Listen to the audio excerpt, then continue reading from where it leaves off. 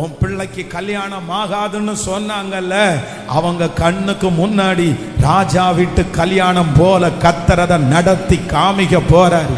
உனக்கு குழந்தை பாக்கியம் கிடைக்காதுன்னு சொன்னாங்கல்ல, அவங்க கண்ணுக்கு முன்னாடி உங்களுக்கு ஒரு பிள்ளை அல்ல, கர்த்தர் பிள்ளைகளை கொடுத்து உங்களை ஆசீர்வதிக்க போறாரு. இந்த கடன்ல இருந்து இவன் வெளியே வரமாட்டான் அப்படின்னு சொன்னாங்கல்ல, அவங்க முன்னாடி நீங்க கடன் கொடுக்கிறவர்களாய் கர்த்தர் உங்க கையை ஆசீர்வதிக்கிறதுக்கு கர்த்தர் வல்லவராய் இருக்கிறார். உன் பிள்ளை எங்க போனாலும் உருப்படாதுன்னு சொன்னாங்கல்ல, அவங்க கண்ணுக்கு முன்னாடி உங்க பிள்ளைய ராஜாவா ராஜாத்தியா கர்த்தர் அபிஷேகம் பண்ணுகிறதற்கு கர்த்தர் வல்லவரா இருக்கிறார்.